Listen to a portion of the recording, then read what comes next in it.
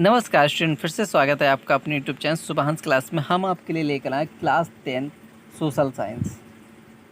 Class 10 social science chapter 1 chapter 1 से पूछे जाने वाले सभी महत्वपूर्ण क्वेश्चंस जो आपकी बोर्ड परीक्षा के लिए बहुत महत्वपूर्ण है। तो वीडियो को बस आप पूरा देखिएगा। यदि पसंद आए तो चैनल को सब्सक्राइब कर लीजिएगा, बेल आइकन को ऑन कर लीजिएगा।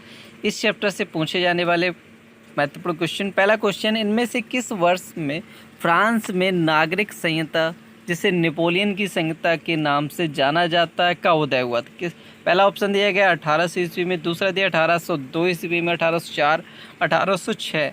तो राइट आंसर क्या हो जाएगा? ऑप्शन नंबर सी, क्या हो जाएगा? 1804 ईस्वी में। इसके बाद नेक्स्ट क्वेश्चन है, क्वेश्चन नंबर दूसरा, यंग इटली सोसाइटी का संस्थापक कौन था? Garibaldi, Bismarck, काबूर, Mazzini. तो राइट आंसर क्या हो जाएगा? ऑप्शन नंबर घ, मेजनी। क्या हो जाएगा? मेजनी। इसके बाद नेक्स्ट क्वेश्चन है, फ्रांस में गणतंत्र की घोषणा किस वर्ष हुई?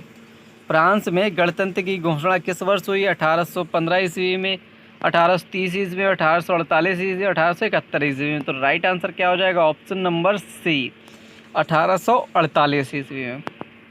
इसके बाद नेक्स्ट क्वेश्चन है, निम्नलिखित में से किस संधि के फलस्वरूप यूनान को एक राष्ट्र के रूप में मान्यता मिली? पेरिस की संधि, वर्साय की संधि, वियना की संधि, कस्तूनिया की संधि। तो राइट आंसर क्या हो जाएगा? ऑप्शन नंबर डी, कुस्तुतूनिया की संधि। इसके बाद पांचवा क्वेश्चन है, निम्न में से किसका कथन है, जब फ्रांस छींकता है तो बाकी यूरोप को सर्दी जुकाम हो जाती है? मैटरनिक, काबूर, बिस्मार्क, मैथनी। तो राइट आंसर क्या हो जाएगा? ऑप्शन नंबर का, मैटरनिक। क्या हो जाएगा? मैटरनिक। इसके बाद क्वेश्चन नंबर 6 है, फ्रांस की क्रांति हुई 1788 ईस्वी में, 1789 ईस्वी में, 1790 ईस्वी में, 1787 ईस्वी में। तो राइट आंसर क्या हो जाएगा? ऑप्शन नंबर खा, 1789 ईस्वी में। राष्ट्रवाद का प्रारंभ जिस देश में हुआ वह है क्या? Germany, Italy, France, England. तो वो कौन सा है? फ्रांस है। तो राइट आंसर क्या आ जाएगा? फ्रांस। इसके बाद नेक्स्ट क्वेश्चन है, जर्मनी को किस वर्ष एक स्वतंत्र राज्य घोषित किया गया? तो किस वर्ष किया? 1871 ईस्वी में, 1872, 1876 और 1880। तो राइट आंसर क्या हो जाएगा? ऑप्शन नंबर ए, 1871 ईस्वी में। क्वेश्चन नंबर 9 है, जर्मनी का एकीकरण का श्रेय इनमें से किसे दिया जाता है? ऑटो वान बिस्मार्क को, काइजर विलियम प्रथम को, हिटलर को, मैथनी को। तो राइट आंसर क्या हो जाएगा? Option number A, auto one Bismarck को। इसके बाद नेक्स्ट क्वेश्चन है, क्वेश्चन नंबर 10 है, नेपोलियन का संबंध किस देश से था? Germany, Italy, France, England. तो राइट आंसर क्या हो जाएगा? फ्रांस था। किससे था? फ्रांस से था। नेपोलियन का संबंध फ्रांस से था। इसके बाद नेक्स्ट क्वेश्चन है, इटली का एकीकरण किसके नेतृत्व में किया गया? जूसेपे, ऑटो वान बिस्मार्क, नेपोलियन। तो राइट आंसर क्या हो जाएगा? Option number first, Giuseppe Garibaldi. इसके बाद नेक्स्ट क्वेश्चन है, 1848 की फ्रांसीसी राज्य क्रांति के फलस्वरूप हुई?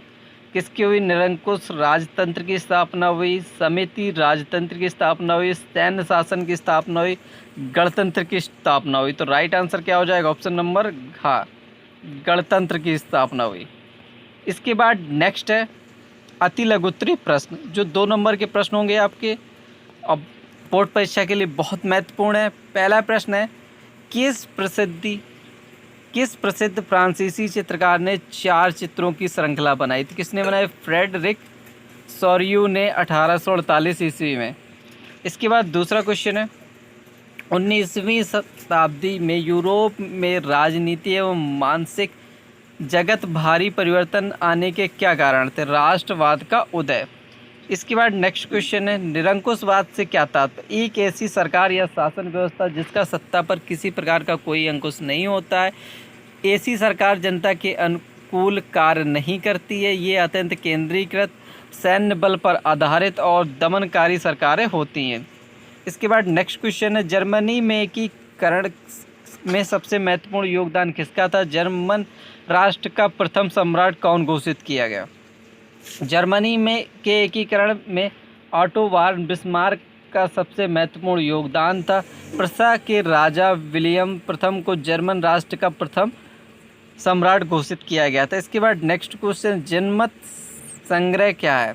जनमत संग्रह एक प्रत्यक्ष मतदान है जिसके जरिए एक क्षेत्र के सभी लोगों से एक प्रस्ताव को स्वीकार या अस्वीकार करने के लिए पूछा जाता है। इसके बाद नेक्स्ट क्वेश्चन है, उदारवाद क्या हो? उदारवाद शब्द का हिंदी रूपांतरण है। शब्द लैटिन भाषा के लाइबर पर आधारित है जिसका अर्थ होता है स्वतंत्रता। नए मध्य वर्गों के लिए उदारवाद का मतलब व्यक्ति की आज़ादी और कानून के समक्ष बराबरी। इसके बाद क्वेश्चन नंबर नेक्स्ट है, नृजाति शब्द का अर्थ क्या होता है? एक साझा नस्लीय जनजाति या सांस्कृतिक उद्गम अथवा पृष्ठभूमि जिसे कोई समुदाय अपनी पहचान मानता है। इसके बाद नेक्स्ट है, जर्मनी राष्ट्र का रूपक क्या था? वह किस बात का प्रतीक था? जर्मनियम राष्ट्र की रूपक थी। चाचुस अभिव्यक्तियों में जर्मनी बलूत वृक्षों के पत्तों का मुकुट पहनती थी क्योंकि जर्मन बलूत वीरता का प्रतीक है। नारीवाद क्या था? स्त्री पुरुष को सामाजिक, आर्थिक व राजनीतिक समानता की सोच के आधार पर महिलाओं के बीच अधिकारों और हितों का बोध नारीवाद था। ऑटो वॉन बिस्मार्क को जर्मनी के एकीकरण का जनक क्यों कहा जाता है? बिस्मार्क ने सुधार एवं कूटनीति के अंतर्गत जर्मनी के क्षेत्रों का प्रशासकरण अथवा प्रशा का एकीकरण करने का प्रयास किया था। बिस्मार्क ने जर्मनी के एकीकरण के लिए रक्त और लौ की नीति का पालन किया था। इस नीति के तात्पर्य था कि सैन्य उपायों द्वारा ही जर्मनी का एकीकरण करना। ये थे 2 नंबर के क्वेश्चन। अब है 3 नंबर के क्वेश्चन जो आपकी बोर्ड परीक्षा के लिए बहुत महत्वपूर्ण क्वेश्चन है, लघु उत्तरीय प्रश्न। तो इन क्वेश्चनों को पूरा देखने के लिए चैनल को जल्दी सब्सक्राइब कर दीजिएगा। नेक्स्ट वीडियो में आएंगे आपके 3 अंकी प्रश्न। मिलते हैं नेक्स्ट वीडियो में, तब तक के लिए बाय बाय।